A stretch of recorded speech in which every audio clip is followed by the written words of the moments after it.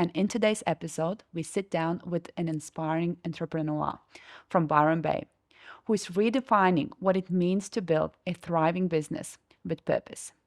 Together, we explore the mental frameworks, strategies, and passion that fuel success in business and life.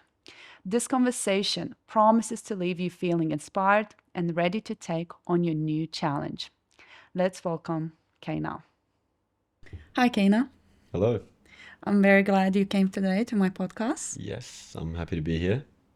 So, I know you now pretty well, and I see how well you are growing, how you expanding your skills. You're absolutely a rising star in Byron Bay. Thank And you. It's strange to and hear, but I love that description. I well, this is purely what I think about you, and I am very excited to have you here today and just talk more about you. So, where are you from? I'm just really curious to hear more the story about you and how you ended up here, how you ended up in Byron Bay, and how you found yourself here. Yeah, Yeah, that's a great question. It's a long story, it so I'll is. try and reduce it. I feel like when people ask me where I'm from, it's very non-linear answer most of the time. Mm-hmm. I was born in the UK, so people automatically go, okay, well it's not that non-linear. You're from England. I'm like, yeah, but I left when I was 6 weeks old to Brazil. So what does that make me now? I don't know. I guess Brazilian, but I left Brazil when I was 2 years old, so I don't remember a thing. Mm-hmm. And I lived in South Africa. I lived back in UK, and my parents kind of finally found their way to Australia. And then it was the Blue Mountains, and then it was Sydney, and then it was Darwin. And my parents kind of like flooded around Australia for a little bit once they found us their home, and nowhere was really right for them. And quite naturally, they kind of did the circuit around Oz, and we traveled in a car from Sydney to Darwin, all the way down the east coast, Queensland, and we came to Byron. And my parents were kind of thinking that beyond Byron, they couldn't really see themselves living in Australia. So they decided to settle here as their last kind of pit stop before probably going back to Brazil or Europe. And then it ended up being their home for the next 20 years. So, yeah, well, 20 years for my mom and a little bit shorter. My dad lives in Brazil now. But yeah, a while. So, yeah, kind of Byron just attracted them for many Mm-hmm. reasons. And ironically, the people who have found Byron as their home are very similar to my parents. You know, like there's lots of Israelis here, there's lots of Germans, there's lots of Italians, and they all have a similar story where they kind of were drifting around the world trying to find their place. And whether that was professionally or creatively. And yeah, Byron really does draw those people in. So it becomes a great place for people like that to mingle and mix. And I think that's why people are drawn here. And that's why I think people stay here for the most part. When I got to know you, I my first impression about you was more that you a person that is business focused, sales focused. Right. But now when I got to know you, you are very drawn to arts and creativity. What Yeah. I found is really beautiful. So I'm just more curious now because how old are you? 24. 24, you're so young though. And you're doing so much. So what sort of work have you exposed yourself before now when you're starting to work in this creative, yeah, company of yours? Yeah. So look, I've done like a many, many different things. I started working when I was like 14. My parents are, as I said, both migrants to Australia. So I was here since I was 7, and they had a bit of a struggle growing up, as migrants tend to. No family base, no kind of monetary support. No grandparents, no family house, none of those kind of typical things that you get when you grow up in your home country. And yeah, and no like education, So my parents worked very hard to educate themselves and get qualified and kind of work up the ways. And so I had that kind of mentality from quite a young age to go, okay, I saw my parents struggle. They sacrificed a great deal of things to put me into great schools and to be in great locations like Sydney and Blue Mountains and Byron that kind of gave me access to, wealthy people and good connections and good schooling, a lot of things. Um, And yeah, I took that and run with it as fast as I could because I just saw everything my parents put down for me to get up. And yeah, I had to just yeah really graft. I had it inside me. No one really told me what to do. My parents never was telling me, oh, you have to do this or that. They were very open with me, but in respect to them, like I really yeah tried my best to always be keeping myself busy with work. So I started working when I was 14. I did kind of anything like groceries, dishwashing, like whatever the hell I could get my hands on. Like all through school, I used to drop my last two classes of school, Mhm. even in high school, to go and work That's because I wanted incredible. money to go and travel after school. And after school, I went and took that money that I was working those like little side hustles and side jobs, and I went to South America for a little bit, and I fell in love with Brazil, which is a country of origin for me. My name is Tupi Guarani, which is an indigenous name. My dad is from Rio, and when I came back to Australia from my trip in Brazil, all I could think about is going back there. So I was like, oh, I Mm. need a job that makes me quick money, good money. So I naturally gravitated to sales. I was always naturally really good at sales because growing up creatively, I was really into film and acting. And so I went down to NIDA and did a bunch of acting courses down there and really saw myself as being an actor.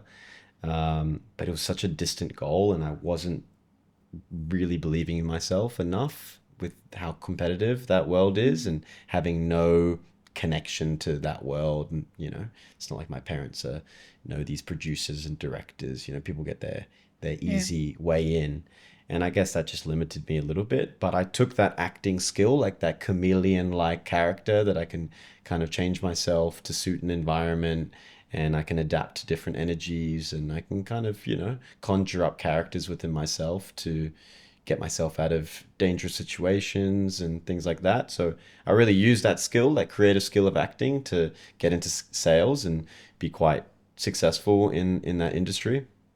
And I made my money there, and ended up going to South America for quite a long time, a year and a half, traveling South America.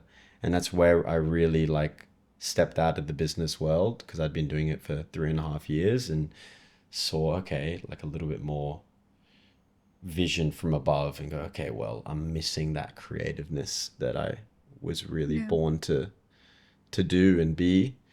And so yeah, when I came back from South America, which was about 8 months ago, I just had this real drive to use my business knowledge, my sales and marketing skills to create something of my own, like a bit of a work of art, or how can you call it? Yeah, like a piece of work, Yeah. Yeah. So that was missing from sales because sales is really all about money and how much you can make and how much It's about the script.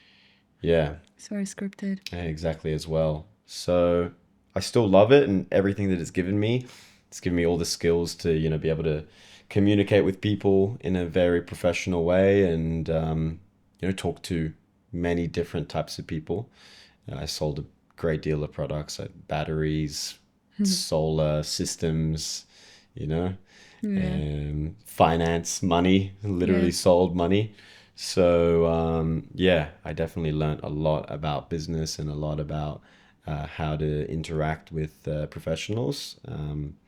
And so yeah, and I took that and ran with it. Do you find working hard or you're actually enjoying? Because you were drawn to work. You started working when you were 14, right? Yeah. Like, do you find it hard? Because some people, they just don't enjoy doing the work. Are you that kind of person that can just go crazy hours and just, Yeah, I can. I yeah, can. I don't know. I feel like I used to work at the Beachy, right? The Beach yeah, Hotel in Byron, yeah, which is for those who don't know, is like one of the biggest pubs in Australia. mm-hmm, Turns over the most money. It's one of the most expensive pieces of real estate in Byron. And I worked there. I remember when I started working there, I worked as a glassy. I was yeah, walking around stacking glasses, and quite quickly, one of the managers at the time came up to me. I think it was about like my second week, and he goes, "Wow, you enjoy being a glassy so much, and you take so much pride in your work. I think you should be the host of the venue. So quite quickly, like within 2, 3 weeks of being there, I was like groomed quite quickly to be the host of the venue. Where now I was out of the glassy shirt, I was into a button-up shirt. I had the iPad, and I would take people into the venue, sit them down. If there was a little bit dead on the dance floor, get a bunch of cocktails and bring it to a table of girls and be like, hey, I'm going to give you these free cocktails if you go and dance on the dance floor, create the atmosphere, create the vibe. And I really think I attracted that position because I was really just enjoying myself in everything that I did. I was like, if I'm going to walk around a venue and pick up glasses, I'm going to crack jokes with people. I'm going to have a smile on my face. I'm going to hum tunes and music in my ear. I'm just going to enjoy myself and have a good time. And the reason I say this is because there was other people that I worked with that had been doing that job for 6 months, 8 months, 12 months, and they were absolutely miserable. So I just choose not to view, what I do as miserable. Like people view it as work. I'm like, all right, well, I can have fun. I'm in a beautiful venue. There's beautiful people around me. There's beautiful women. There's cool, interesting people. And just by like spreading positive energy and being positive, I was having job opportunities being chucked by me. Like people would come up to me after, they go, oh, I own a restaurant in so and I love your vibe, come and work for me. I'd have girls, put their number on their receipt or whatever it was. So it's like when you're exuding that, like when you're enjoying what you're doing and you're just like really putting 100% into it and going above and beyond. I can just be a glassy and pick up glasses, or I can be someone who can make someone's day while I'm picking up a glass. I can say, oh, nice shoes. Or I can say, oh, you guys look like a beautiful couple. I can offer something more than just the job that makes my life easier and better and fun. And yeah, I've always done that, and I think it's so like it just comes back and delivers spades in your hands when you're like that. And this is why I believe you becoming so successful is just the way you approach everything, all the situation, the places, the circumstances. Yeah, well, I'm It's trying almost to have like fun. you're trying to have fun. And I'm just curious, where is that coming from? And like, not many people do have that in themselves, just like we don't able to say the beautiful thing behind it as you able to. And that just comes purely from you, some sort of characteristics in you that you just, yeah, got it. Yeah, I mean, I was always like naturally a bit of a storyteller. Like even when I was a kid, I'd like get up on the table at like at my parents' like friends' party, and I would like tell a story like late at night Yeah. in front of a bunch of people. So I was always like, yeah, I was always trying to entertain others and Yeah. do going above and beyond. So yeah, maybe it is something that's like very natural, just part of me. But yeah, it's the way I always will choose to live. So I just want the audience as well to know, what are you exactly are you doing right now that you're so proud of yourself? It's a good question again. Yeah.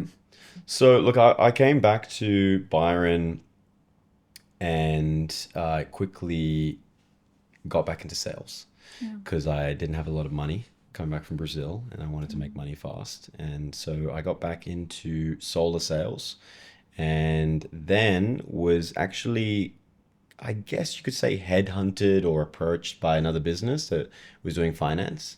I started working with my now business partner, and we're working in finance together. And I started off as basically one of this low rung salesmen, but he saw that I had a lot of experience and a lot of skills, so I quickly rose him to a bit more of a managerial position, I guess you could say, where I was helping and assisting some of the younger boys and how to approach people in terms of prospects and sales and how to turn leads into customers. So I was doing a lot of assisting there, and then the opportunity came up to basically start to actually run events out of a space that my business partner is part owners in. So it was a bit of a synchronistic thing. And I really do believe, again, it's that positivity and that hard work ethic which gets you seen by people who might have a lot more than you and might give you the opportunity to be a part of their world, and they see a lot of value in what you can bring to the table.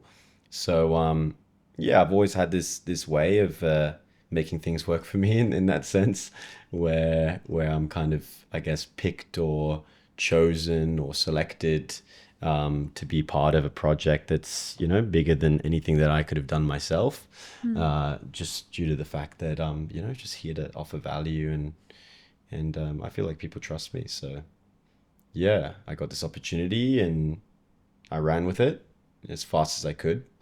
And yeah, I did. I went above and beyond what was expected of me to try and make the best possible impression on my town. And yeah, I take pride in my town. I take pride in Byron, and I want to see it evolve and do better and be better. And I saw a big gap in the market here, which was events for young people, which are very limited, and a lot of them are very commercial, and you know they're not really offering anything different. So yeah, I created Heat, which is now a brand, Mm-hmm. and an event that is going to continue to grow and hopefully be in many different cities and countries around the world as we move forward. But at the moment it's early days, but we Yeah. had a very very successful launch, and yeah, I put my blood, sweat, and tears and endless hours into it. So it was a beautiful, like really one of the most beautiful moments I've ever experienced in my life, seeing it, Actually, you created something. yeah, coming to fruition, Yeah. and yeah, making so many people happy, And which yourself is, included. It yeah, comes with self of pride. Yeah, you're really truly proud of yourself sometimes when mm, you do something, yeah, that it's not that quite easy. yeah, and Yeah. people who understand, but Mm-hmm. for a lot of the time, when you have any kind of successful feat, people just see the success, and they don't see what went into it, and they don't see the darker days where Yeah. I was like insanely stressed, and I felt like I had the world on my shoulders, not to be dramatic, but Yeah. seriously, was being crushed by so many moving pieces and politics and crazy stuff that was going on around me. And yeah, like when things weren't working, how much that hurts, when you like something is your baby, like it's like heartbreak if it's Yeah. not working. It's like a heartbreak. Especially when you invest so much of yourself, your energy, Yeah. your time. Now, do you believe that can you do these things on your own, or you need people actually to get you to that position, to get you to create something? You feel like, can you purely be enough just one person's strength? Like succeed in something business related, sales related, Look, I creating feel anything? I feel like I feel like I haven't seen it a lot. I feel like you Mm, can, but I think everything is better done in collaboration. Um, and look, we were speaking about this before the podcast. Like, I have people in my circle that help me a lot with some of the technical stuff, the things that I'm not gifted at. I'm not a coder, mm, I'm not a graphics designer, I'm not a videographer. So having, amazing talents at my disposal that were able to come and help me and assist me and do things much better than I yeah, could have. But in collaboration with me and, being a creative director in a sense for this event, it was just amazing to be able to kind of speak things into existence. Like I had a vision, I wanted to create this certain thing. A lot of those things I didn't have the skills to create, so to be able to give other people opportunities to step in and do that and show what they have to offer, and to be able to actually bring my visions into reality, into the 3D, it was just amazing. Like they were truly probably the highest moments before the event itself, was when I was seeing other people create in front of me my vision. It was just amazing. And you get into, like, when you pick the right people that are around you, you get into kind of like a synergistic bond where you're like one person, you know? mm, And you're like basically colliding and yeah, then creating from like both. Like you're both creating the same thing through each other. So it's very weird to even try and describe it. I don't know if I did a good job just then, but yeah, it was crazy. I mean, me and the guy who did our graphics and our video, Joel, who's amazing talent. He's a videographer more than a graphics designer, but he has the skills to do graphics as well. So having one person that could do so much Yeah. was also really good. Um, just seeing him like do his work was like just an absolute pleasure. And so yeah, shout out to Joel. You're the He's a man. legend. Couldn't have done it without you. Yeah. He is. I could definitely have not have done this alone. If Yeah. that answers your question. Yeah. But I feel like some people have their solo journeys. No, I mean, like even myself, running a podcast and things, like you can't do this just yourself. You need people. You need people to talk to, especially. Yeah, So yeah, no, of course. Well, in that everything- sense, of it's course, like nothing can be done alone. I mean, coming, even yeah. with this solopreneur thing, yeah. you need customers. Like you always do. need something, or inspiration or something. But nowadays, like you do have this kind of like these popular ways of making money. These online like drop shipping and stuff. They're very solo, and they're very like not pushing the needle forward really, like I feel.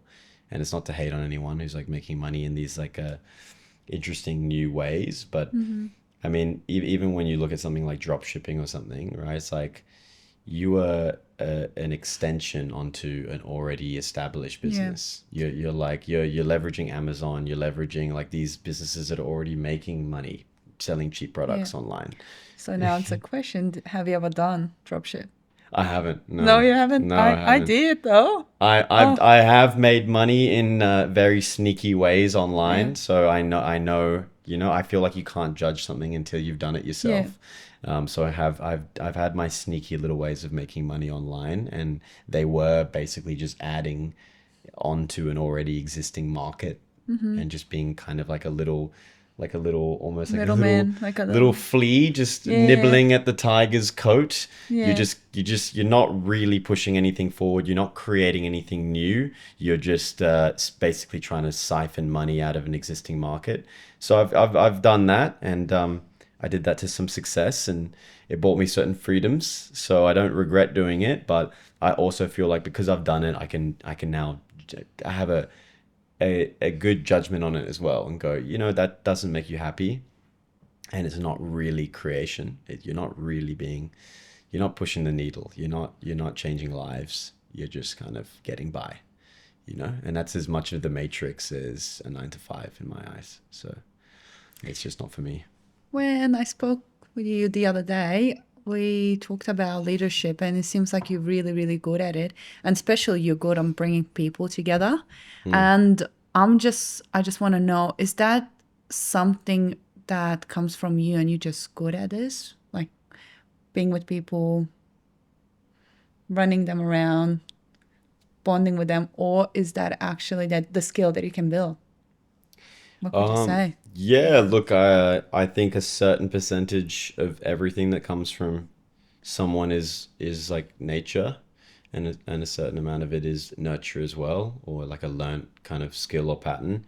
I feel like for me, I actually get that question a lot. Yeah, it's a great question. It's an interesting one.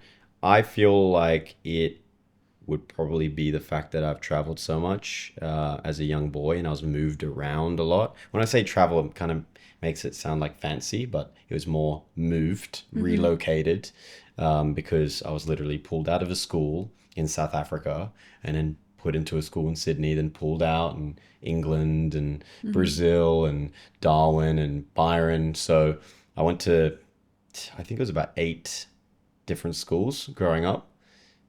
In 12 years or whatever it is, you start year 6, and You always need to make new friends, eh? always needing to make new friends. Yeah, which is like a survival mechanism for sure, because it's not easy being a new kid in the school. So the fact that I had to do that 8 times was like insanely difficult, because every single time you come in, you have no friends.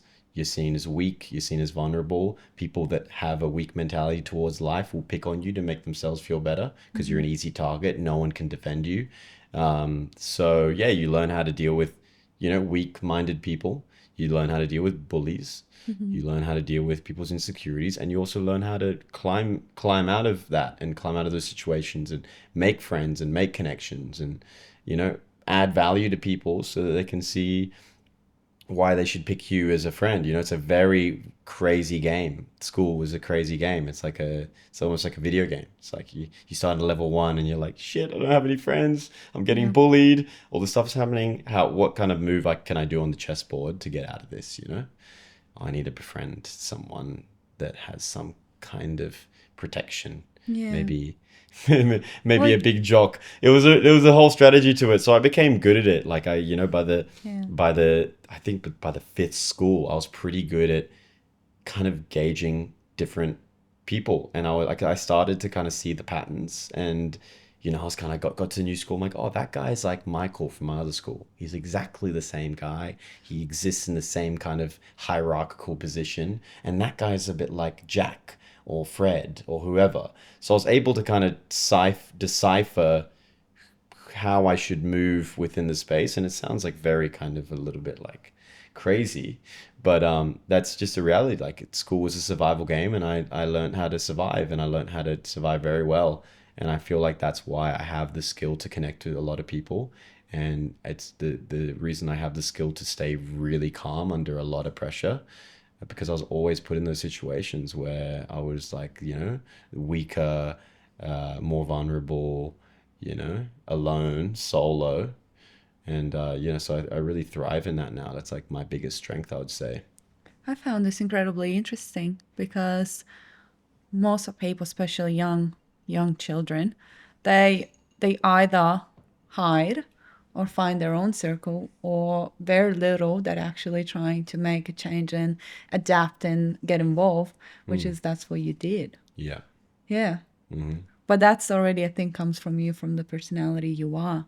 And I spoke to you before, and you really spoken highly about your parents, as you got a lot of great qualities from them. And I think that's where it comes, all your these beautiful skills that you've got, like this unique presentation of yours, that how much parents means to your life.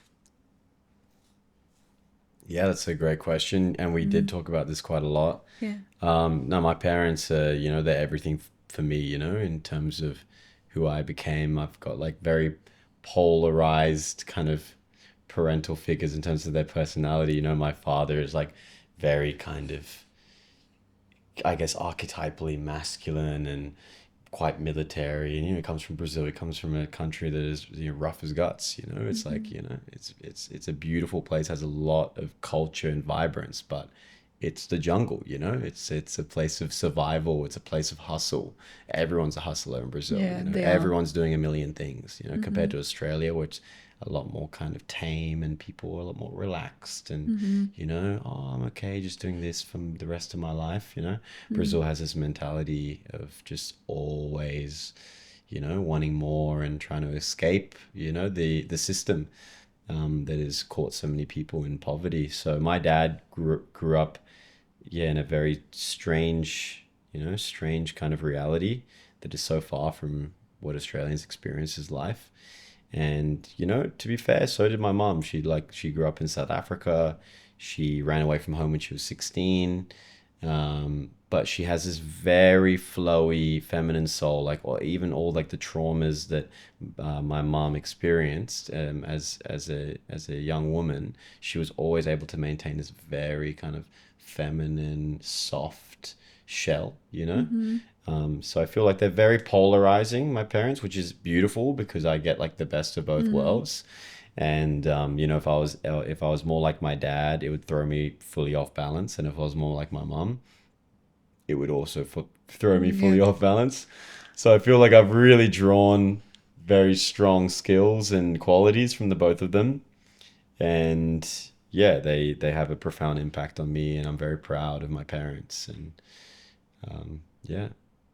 Do you think we are a lot like our parents, like when we go through life, or we actually change, like we make our own human? Because I found that we still very like alike, even in some periods of times we might change and might look so Mm. different, but we still have very similar values, qualities that sometimes we look at this and we're like, oh, exact copy of my dad, I'm exact copy of my mom, even being 50, 60 years in your life. What do you think about that? Yeah, that's interesting. I feel like, you kind of have to, you go through stages with your parents, and I can only speak on my experience with my parents, but I went through stages where I was kind of questioning everything about the world, Mm. and I'd go to my parents. They're like my counsel, I like Mm. go to them. I'm like, okay, well, I'm thinking in this direction. What do you think? And sometimes it would be the opposite. And that like sometimes can create friction and distance. But I think it's necessary. Like sometimes you just got to go your own way and figure it out.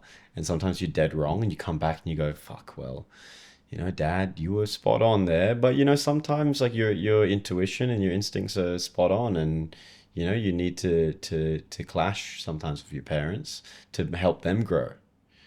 So I think like I've had conversations where I've disagreed with my parents and had this and this disagreement, and a year later we look back and sometimes my parents have said to me, this is my dad and my mum individually because they're not together.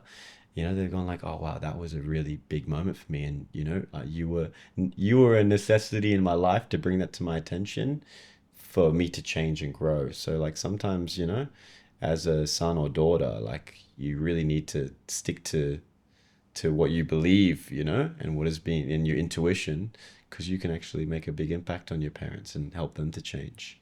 So I don't think we're completely alike.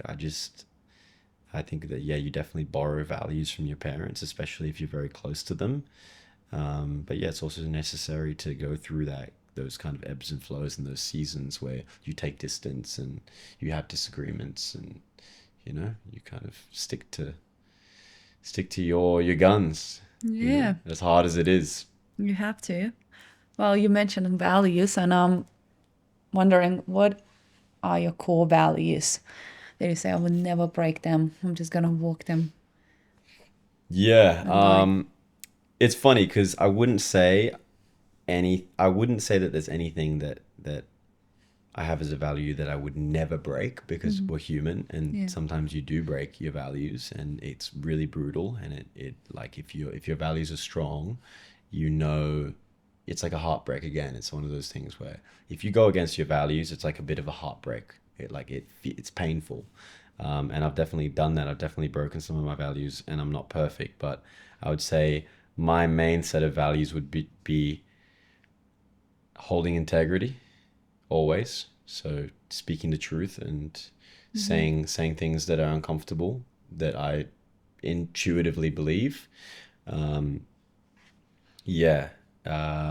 Also, I would say sticking up for sticking up for people that can't stick up for themselves is really important to me, and protecting those who are vulnerable. Because there was times in my life, as I said, when I was growing up and moving around these new schools and coming into new cultures, where I was very vulnerable, and there was people who protected me because they saw the good in me, Hmm. and some of those people had that social power that I didn't have at the time.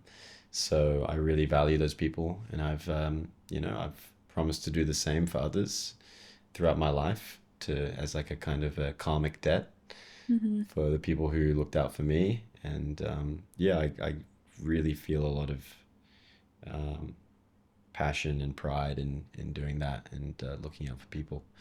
Yeah, you don't want to be a tyrant. As soon as you get power, you just betray the ones who paved the path for you. You want to be like you want to be the good king. The king who Yeah. shares his wealth and shares his power. So Do you think this is why you're so good with people? Because you just share the joy, you understand them, I you love pick up on sharing. the positives. I Yeah, love no, I sharing. love sharing. So yeah, if anyone, I want to win. I want to win in a circle. I don't want to win alone. It's lonely to win alone. You're just Yeah. on top of a mountain, all And alone, just feeling the yeah. breeze. You want to be there with your team. So again, like in terms of collaboration, like when Heat was as successful as it wasn't just me that was happy. It was Yeah. everyone who helped me. Everyone felt so much pride and joy. So like that was a beautiful moment, and I love to be able to share that. I remember Yeah. seeing Joel and like the smile on his face, like Yeah. you couldn't get rid of No. that smile. It was so powerful, and I was also like grinning from ear to ear. So it's beautiful to share that. You need to share that. Do you think the joy was this big because you know how much effort you needed to put in? Because you said you really, really sacrificed a lot. Yeah, You really, yeah. Well, look, I said this to you the other day, and I yeah, said this to a couple of people, and it's absolutely the truth. If I'd put 1% less yeah. effort into this project, it would not have happened. So that was actually one of the struggles. This is an interesting topic, I think, which was trying to balance like my social life Mm-hmm. with creating this project, which was my social life was basically non-existent. The only people I was socializing with were people that I was creating with. Mm-hmm. And as soon as the creating was done, it was like on to the next thing, you know? Yeah. So there was very little time for, just chilling out and having a chat about life and checking in with myself and, checking in with my friends. So, yeah, I pushed a lot of people away unintentionally. Like a lot of people, I just didn't have the bandwidth to support anything. And it's interesting because a lot of people from the outside might not understand that. They go, "Oh, well, how long does it take to send a quick text, right? How long does it take to give a call?" When you have a group of 20, 30 friends Mm-hmm. and you all love them equally, Yeah. and you're on this trajectory and you're cruising it at very high altitude, and I mean that as a metaphor for the project and how much I had on my plate. I didn't have the bandwidth to connect to anyone, even for a millisecond, because Mm-hmm. it would have just thrown me out of line. And so I intuitively just kept my head down and just blocked out all the noise I could. And I'm glad I did, because when it came to the crunch time, and we were setting up this event, and things were going wrong all over the place, I didn't have any room for mistakes. So I didn't have any room for giving in 10% less or even Yeah. 1% less energy into this. Like, had to pull it off. And I don't know if you've heard the palm tree story, but No, I haven't. Wait, when I we hear it. had we had for anyone who went to the heat event, we had this huge palm tree. I mean, it must have been about 5 meters tall Was it? in the Yeah. middle of the warehouse, because our theme was Yeah. kind of like Miami summer vibe. So a lot of our marketing involved palm trees. So when it came to setting up the venue, I said, we need to have a palm tree. I want a palm tree right there. We need to have it. And my business partners look at me and they go, well, that's insane, Mm-hmm. because those things are heavy as fuck. Yeah. They're hard to move. It's alive. Where are we going to get it from? They're expensive. Mm-hmm. So we decided very last minute that we were going to go to my friend's property Dig the palm tree. and take a palm tree. And we didn't have a chainsaw, and we didn't even have a proper saw. We had a little tiny, I don't even know what you'd call it. It's like a handsaw, right? A little Like the one that handsaw. you just Tiny. something. And we had this huge trunk to cut through. And we were there. I remember there I had cuts all over myself. I had mud on my face. I was just I was sweating. And we were there cutting this tree, and the saw actually ended up breaking halfway. So the whole handle came off. All we had was the blade itself. So we grab each side of the blade and we just start cutting it. It was the most excruciating thing ever. Super, super duper dangerous. And at one point, the tree starts to crack, and we're leaning up against the shoulder. I'm thinking I'm just going to get crushed. But yeah, we finally got it down and put it on our shoulders and carried it. And we got to the car and we said, this thing's 5 meters tall. This is going to hang off the car like 5 meters over the legal limit. So we got this huge blanket and we put it around the actual leaves to protect them. And we put one side into a trailer and then put the other side onto the top of the car. We ended up accepting that we're going to scratch the whole top of the car every time we turned a corner. Because you can imagine, it doesn't make sense to have something that long over a car that's fixed in one place. So the top of the car got completely ruined, but it was all in the spirit of having the Making good best event we impression. could possibly do. So yeah, we ended up driving this palm tree through Byron and setting it up in the venue. last minute, probably about an hour before the doors open, and we were all stressing out, we were Mm. sweating inch to inch, and yeah, it was crazy, but we pulled it off, and like I have to say, it was one of the most satisfying things seeing people. I was actually exiting the venue just to see people walk in again, especially my friends, and Yeah. go around the corner where this big palm tree is just lit up with all of these red lights, Mm-hmm. with a huge dance floor in the background and a DJ booth, and just be seeing people's face going, what? Like no one had seen that before. So Mm-hmm. it was worth every minute, even though I probably should have been arrested or had something happen. Broke some legal laws. But that's the hell of a story, you know? And that's the thing what it takes sometimes to create something so huge, something Yeah. so you'll be proud of. Yeah. And I think we all have those little journeys and thinking, yeah, sacrificing your social life, usually for anything big to happen, it comes in the price. Yeah. I've done that too as well in my career, and I think that's what I value. And I know you've got like very great friends around you, and I think friendships are important. Though it's really important what kind of friends you are surrounding yourself with. If they like supporting you when you are, Yeah. at your busiest, at your lowest, are they there to be for you? How important friendships are to you? Yeah, that's a You're a friendly person though. Like I I am know you're I am going. a friendly person. I can be I'm very warm, but I can also be quite cold. And the fact that I grew up like I did means that I really adapted to not depending too much on others. So I do have this attitude. I always have friends, but I do have this attitude and have developed this attitude to kind of, I feel like I don't need people, so I can quite easily kind of cut people out. Um, and yeah, I've always had like flowing friendships that, sometimes one friendship might become more important and less important, and I travel and I let it all go, and I can just be okay with that. And I don't really have this like strong like, oh, I miss this person so much, because I've always just been able to like flow into new groups and friends. So that's just an interesting weird thing that I notice about myself, that is good and it's bad, right? Because some people really, when they attach themselves to someone, like they attach themselves really strongly. Yeah.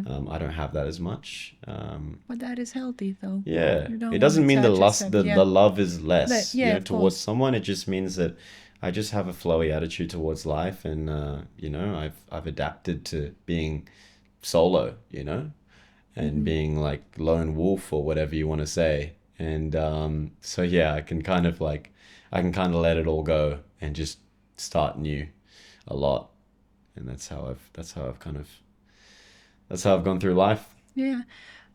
Going back to your school time, because you mentioned that, okay, so I need to make these new friends and I need to give some sort of value, right? How I'm going to make those friendships. Do you think like friendships to you right now as well? It's all about the value. I personally do believe like your friends needs to be for value. If it's like, is my friend just like I'm having fun with it? Is the Mm. funny? Is the ones that like, yeah, there for me, support me, or what is your idea? Or you just purely just that they just friends there? Yeah, yeah. Well, look, I have my old like friendships in Yeah. Byron, like people that I went to school with, and I have years and years and years of friendship with them, and Hmm. it's ebbed and flowed, and had our times apart, had our times where we were closer. I find it harder and harder to have kind of just like friendly friendships when it comes to achieving certain goals, because a lot of my friendships now, we are involved in business in some sense together. So whether that's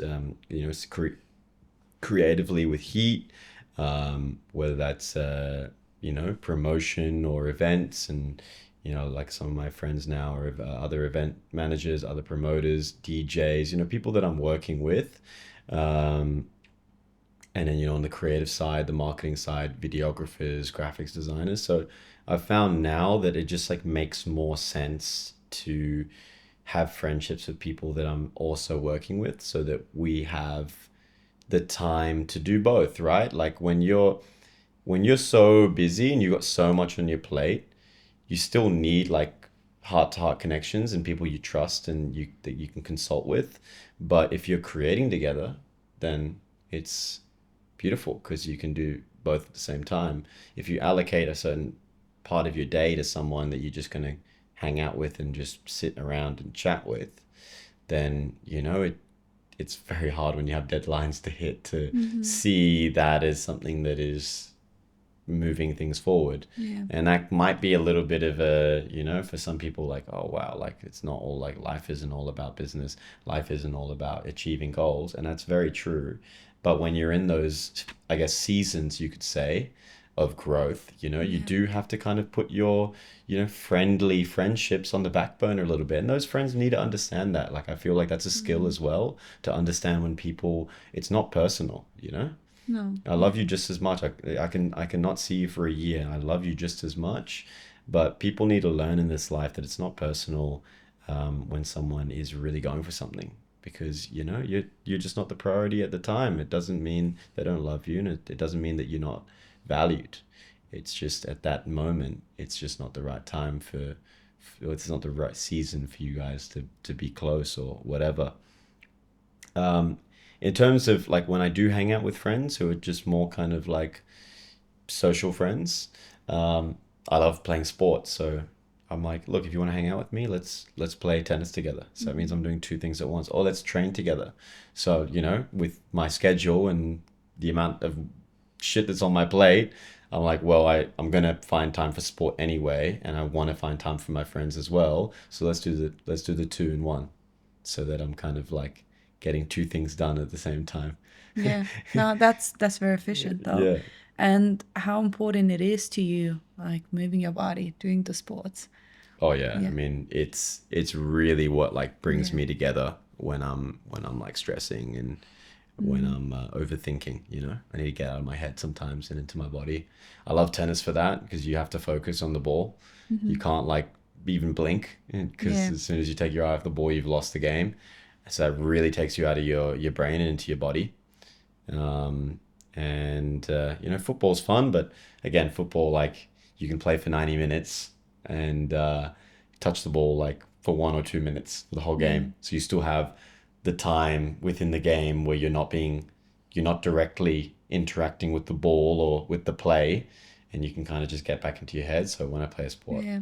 I feel like for me personally, tennis is amazing for that, and I recommend tennis for anyone who gets stuck in their head sometimes with so much noise, Yeah. because yeah, like in this business, in the events game, it's like there's a lot of noise. There's Yeah. a lot of people who have expectations and people who disagree, with what you have to say and creatively, and it's always this game of like trying to mediate everyone's emotions because there's there's a lot that goes into it. There's so many moving parts. There's the bar, there's the DJs, there's a Yeah. lineup, there's the DJs who want certain hours and certain times, and people need to realize and come together and collaborate and realize this is not for me. This is not for the DJs. This is for the best event. This is for the people. And yeah, sometimes egos get involved, and even my ego as well. Need to let that thing Yeah. You don't have rest much of a sometimes. ego though. Like you're very good and with your boundaries, I think. You're very good with yourself. That's nice to hear. Yeah. I definitely That's have an ego. you do. I Yeah. haven't seen it yet. Yeah, yeah. Well, well, good on you. Yeah, well, look, that's like definitely a part of the journey, for sure, is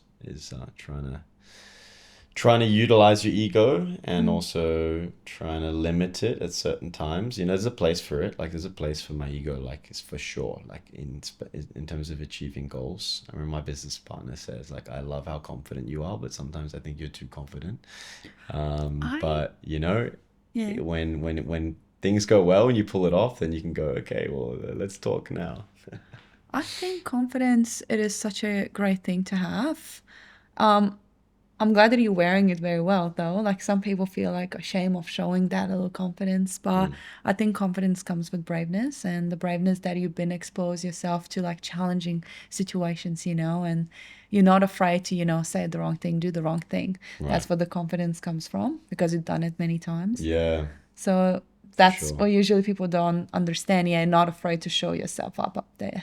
Mm. And I love when you mention things with sports. So with tennis, you're keeping that great focus, right?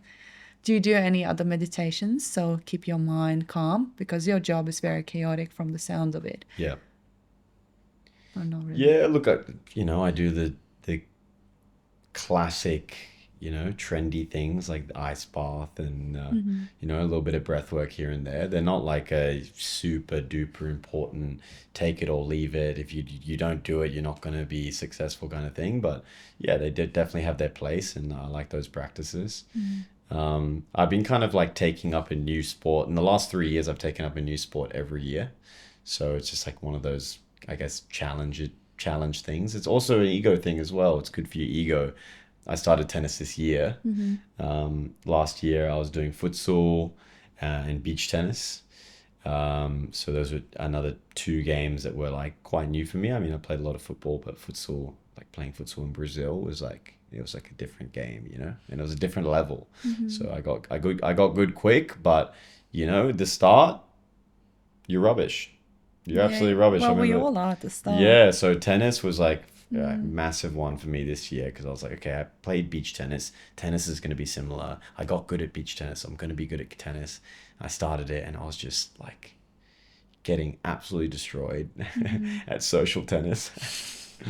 But I stuck to it and I was like, this is annoying and frustrating and I'm rubbish, but I'm gonna kind of stick to it. And yeah, I've evolved immensely from that. And But yeah. now I can confidently say that yeah, I know how to play tennis, and I'm very proud to say that because I didn't think I was gonna make it. I really didn't. I But was you like, did. this is terrible. I'm getting beaten by like old ladies. Yeah. But you didn't mention that you do gym as well. You like lifting some weights. Yeah. Lifting what? Good. Yeah, yeah. I mean, look, that's been part of my life Yeah.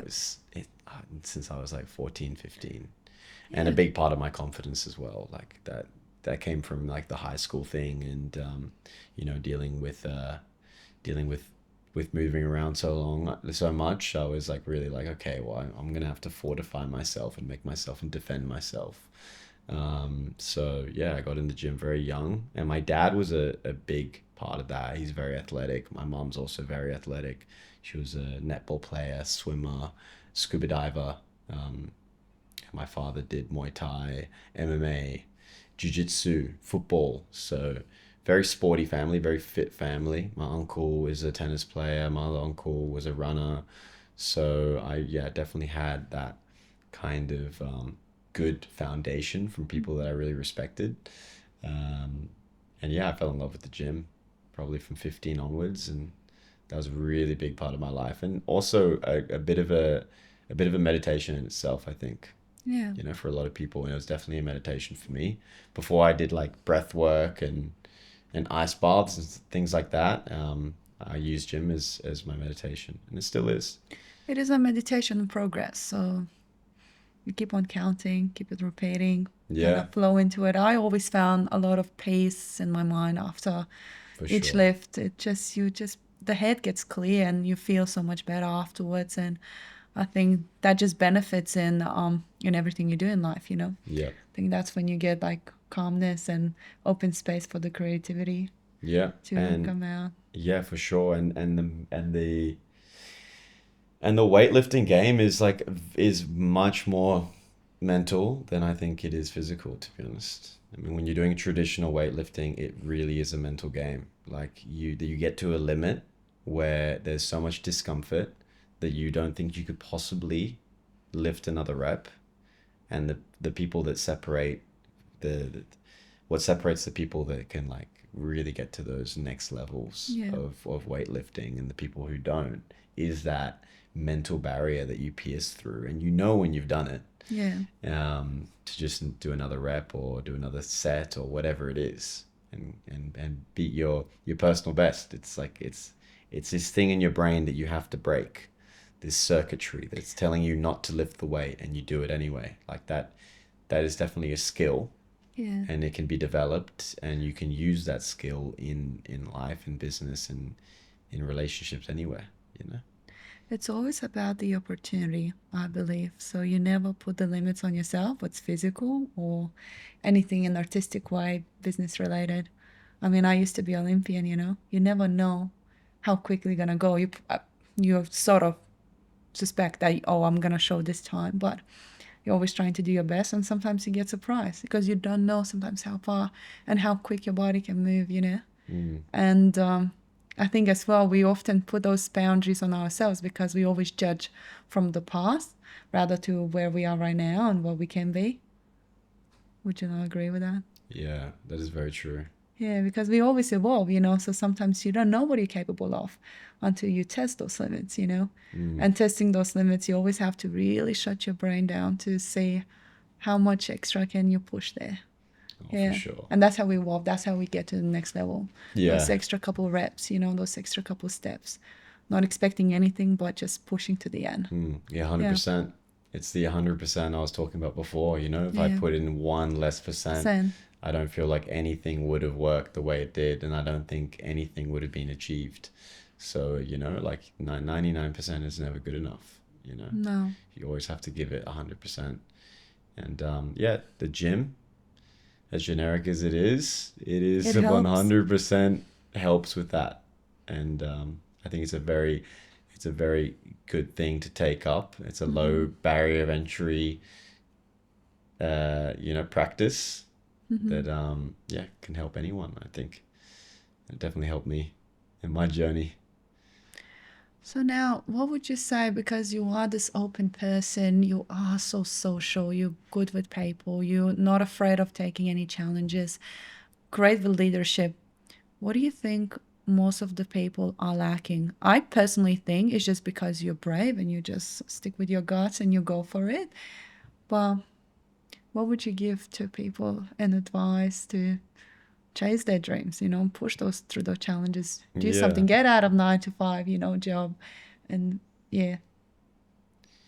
Yeah, I think I've got an interesting perspective on that. I think Mm. that, you know, if you feel like you're a lazy person, you just haven't found your passion yet. Mm-hmm. Um, I used to feel really lazy, and it was just because I was doing something that I hated, and I was like, you know, maybe I'm just lazy. Maybe life wasn't hard enough on me, so I'm just comfortable, you know. But I think like intuitively, like the body understands like when it shouldn't be giving energy towards something because the body is very, very smart Yeah. at not expending its own energy on things that Mm-hmm. don't help kind of push things forward. So yeah, I would say like if you feel like nothing interesting is happening in your life, and yeah, you feel like you're lazy, you're sluggish, you don't have the energy, you don't have the drive, then you really need to get out of your bubble, and you need to just get out, take some money, and travel, Travel. and then see what intuitively inspires you and intuitively what you're drawn to. And I feel like if you were just to get out of your town for a little bit and just spend the time seeing what your body naturally gravitated towards, even something as obvious as like what kind of Instagram reels you watch or YouTube videos or anything, like our bodies are always trying to seek things that interest us, right? And stimulate us. And I feel like if you don't know what your passion is, you're not looking hard enough because it's usually right in front of you, Yeah. you know.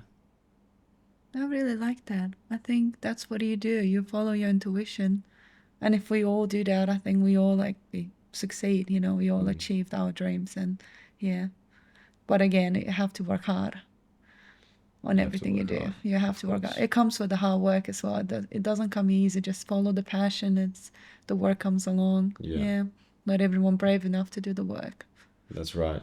Yeah. Yeah, yeah. Like I like the kind of quote. I've come across this quote a few times. I don't know who wrote it, but you know, it's I don't know verbatim what it says. I can't remember it off the top of my head, but it's something along the lines of, what you're looking for is like in the path of most resistance, because the things that like you're passionate about, as I said, they're right in front of you. So me saying that might seem like it's obvious, but it's also probably the thing that you're like the most afraid of as well, taking the leap into it. It might be obvious what it is, but there's so much resistance to it because of what it can come with, right?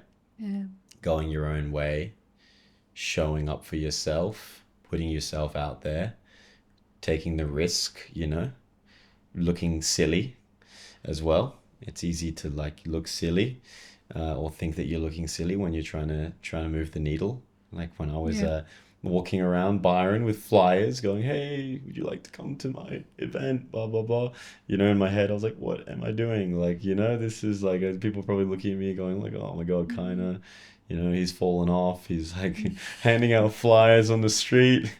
I thought he was a businessman. I thought he was like a successful guy in finance, and like rolling his sleeves up and doing that, like quote unquote, kind of embarrassing, or We need to do some you know, embarrassing things yeah, sometimes to yeah, really yeah. make it to the end, Yeah, for I think. sure. Yeah, you need to roll your sleeves up. I wasn't like I really those things were uncomfortable for me for Yeah. sure, but I did them, and man, I don't regret it. And it actually makes for a way better story because I'm not just a guy who's like, I want to throw a party. My parents are rich. Let them invest in everyone who can do A, B, C, and D for me, and I can just be there at the party. Go, this is my party. It's like, no, I handed out the flyers. I made the posters. I hung up the posters. I labored hours and hours, to move in all the equipment. I didn't have the money to do, anything crazy or delegate, some kind of designer to come and do the space. And yeah, I had to do everything myself, really. So it was like so much pride came from that because I was like, this was me. Like I'd really put in everything I had to do this. And now moving forward with the absolute success of the first one, and the amount of tickets we sold and how well we did, it was like, okay, beautiful. Now I don't need to do as Yeah. much anymore. I can delegate this to this person. I can trust that design is going to make the space. And now, whew, okay, cool. I can just step back and do what I love to do, which is create and be the creative director of Heat and move and talk to the people and use my energy to meet other promoters and club and venue owners to push Heat to newer, bigger places and different cities and hopefully soon other countries, instead of running around picking up palm trees.